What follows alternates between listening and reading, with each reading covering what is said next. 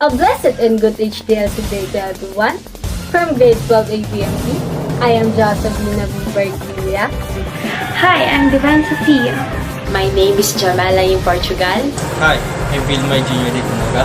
And we are the Group 4. So, we are here to tackle the lesson that is all about the statement of comprehensive income. So, here are the MELCs or the most essential learning competencies. At the end of our video lesson, you should be able to review income statement elements. You'll be learning how to prepare both single-step service income statement and multi-step or multiple-step merchandising income statement.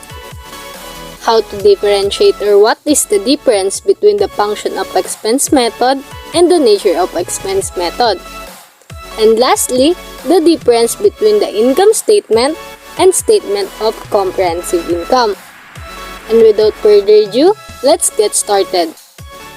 Financial statements and SCI. So good day everyone, I'm Wilmar Jr. Ditunaga. At first, let's get back to the concept of financial statement. Financial statements are structured representation of the financial position and financial performance an entity. The objective of financial statement is to provide information about the financial performance and cash flows of an entity that is useful to a wide range of users in making economic decisions under the International Standard Accounting Standard of Representations of Financial Statement. A financial statement of comprehensive income is represent or recorded for the month, year, or period ended. So, let's proceed to the definition of an income statement. An income statement refers to the company's financial performance through presenting the entity's revenues, gain, expenses, and losses for the period ended. For the nature of an income statement is that we deduct revenues from expenses for us to get the net income or the net income before the tax, and we will be paying taxes to the government, which will be called an income tax expenses, and that is our net income. In addition to that, there should be a proper and separate reporting of your income tax payments on income tax expenses to arrive at your net income. However, in this video lesson discussion, we will not be discussing tax, but instead, we will be discussing revenues minus expenses is net income, and that's it. A blessed day to everyone. I am Jamala in Portugal, and together with me is Mr. Wilmar Ditunaga, and we will be here to briefly explain to you the elements of financial performance. So, there are two main elements of financial performance. The first one is the income. Income is increases in economic benefits during the accounting period in the form of inflows or enhancements of assets or decreases in liabilities that results in increases in equity. So, sa madaling salita, income is kita or kinikita mo. If you rendered services to customers, kikita ka ng service revenue or service income. If you sell products such as bags, computers, phones, books, or any other products, then kumikita ka from selling products or might be called sales revenue. However, the conceptual framework for financial reporting shows what really happens to your income is that syempre magdadagdag yung inflows or enhancement of asset, or in the other side, it decreases your liabilities or mababawasan yung utang mo. At syempre kung mababawasan yung mga utang mo, it results to increase in equity or sa capital mo.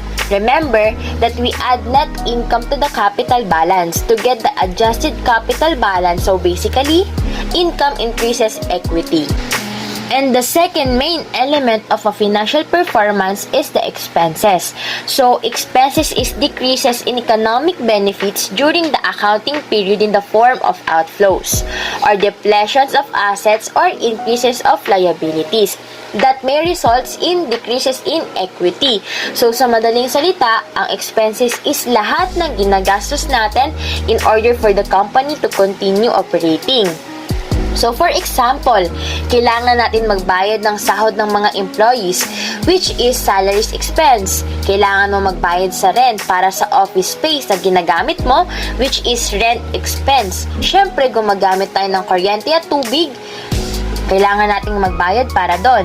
which is recorded in utilities expense. So, kung sa income may inflow in enhancement of assets, sa expense naman is outflow or depletions of asset. Kasi, we make out cash or maglalabas tayo ng cash, which is makakabawas sa assets natin or increases of liabilities.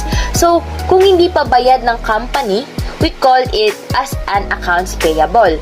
So, in addition to that, anumang mangyayari sa equity pag may expense o gastos? Syempre, bababa or magdi-decrease yung ating equity other than those na dinidistribute to equity participants.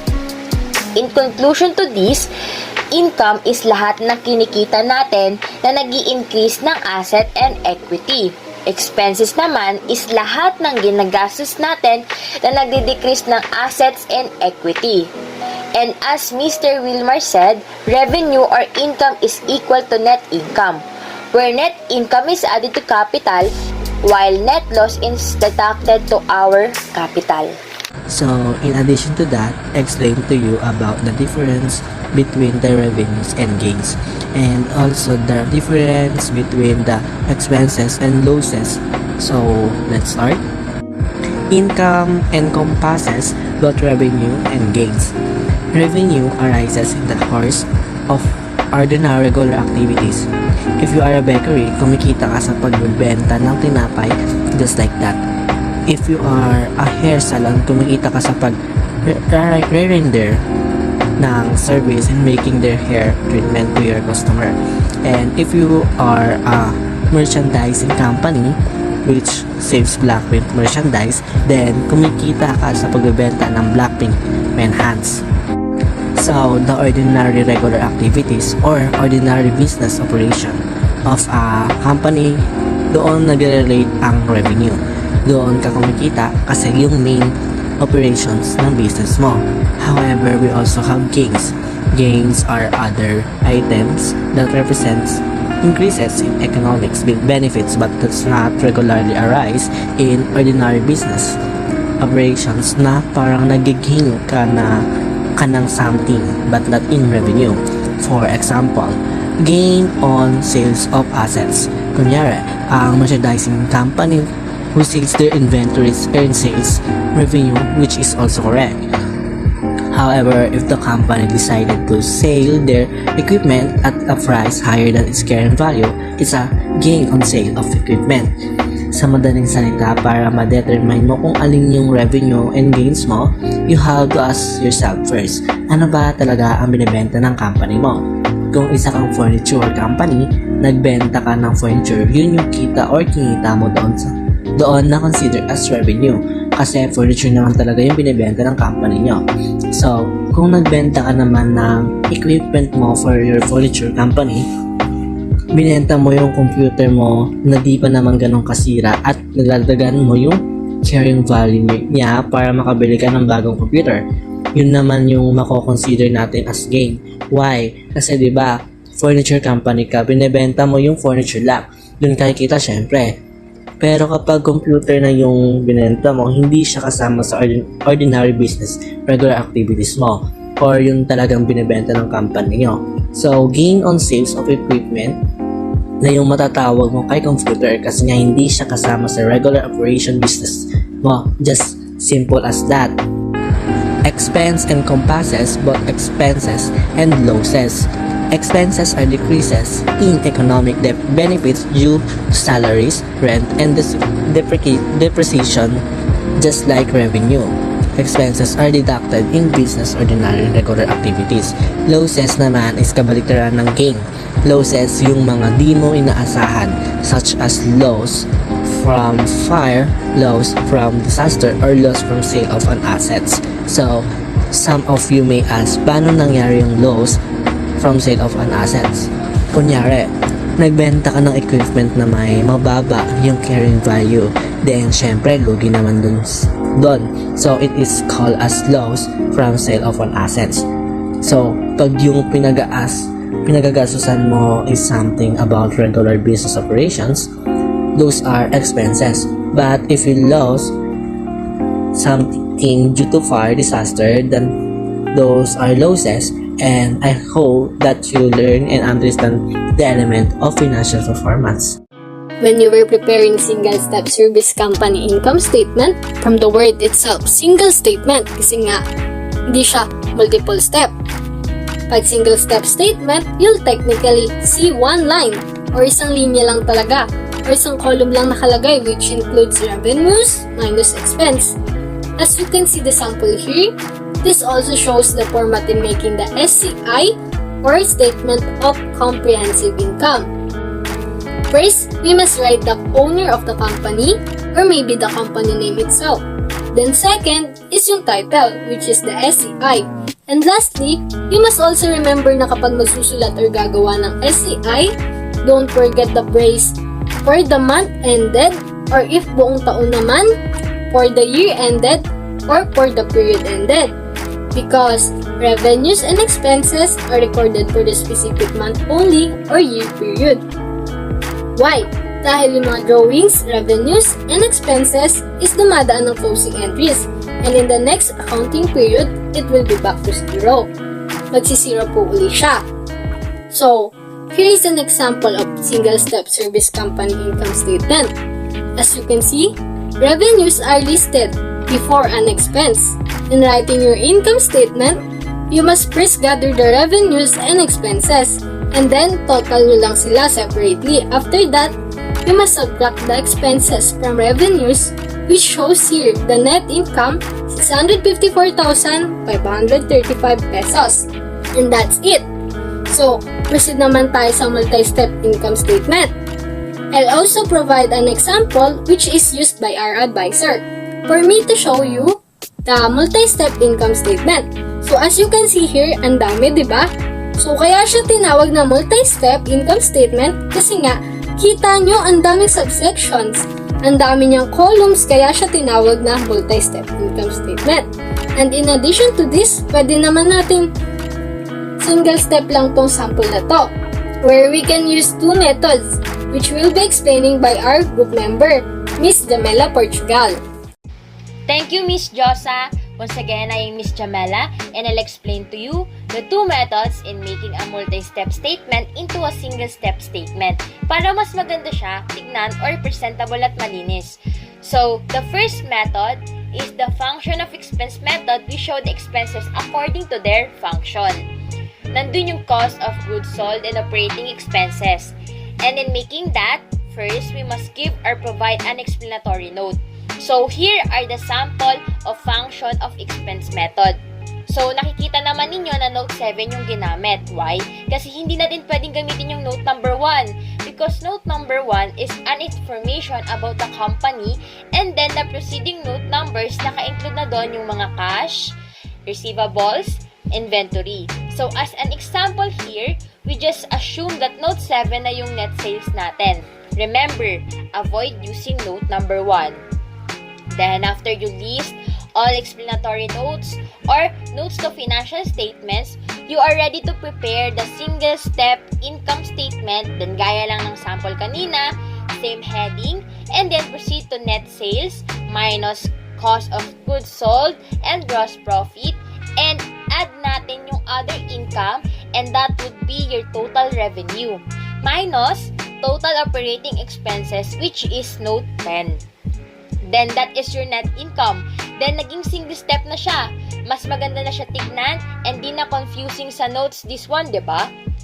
So, remember this. If ipipresent to publicly, ang ipapakita dyan is itong single statement na itong nasa right side, which we call the Statement Comprehensive Income or SCI. Then, ito namang nasa left side, which is notes 7, 8, 9, and 10, can be seen at notes of financial statements after yon ng statement of cash flows, and dun na i-explain lahat. So now, let's proceed to the second method, which we call the nature of expense method. So dito naman will be grouped according to their nature, such as all revenues and increases, and also the deductions and expenses. So gagawin pa din natin yung net sales and net purchases na notes. And then, magiging ganito na siya. Yung itsura niya, vertically na. Single statement na siya, so lahat ng kinita natin or income natin, such as net sales, i-add natin agad yung other income to get the total revenue. Then after nun, proceed na tayo kay deductions and expenses, which includes decrease in merchandise inventory, net purchases, salaries expense, rent expense, utilities expense, then depreciation expense. Get the total of it. And then we have to subtract the total of revenues to deduction and expense to get the net income. So that's it. I hope you definitely learn the two methods in converting multi-step into a single-step statement. So, may we call on the attention of Miss Divine to get a clear discussion between the income statement and statement of comprehensive income. Thank you! Thank you, Miss Jamela. So, hi, I'm Divine and I will be explaining to you the difference between the income statement and the statement of comprehensive income, and gives you a clear discussion between the two. Some of you might confuse right now on what are the difference between the two.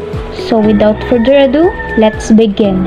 So, as I have learned, income statement and statement of comprehensive income are different in a sense that it's also the same.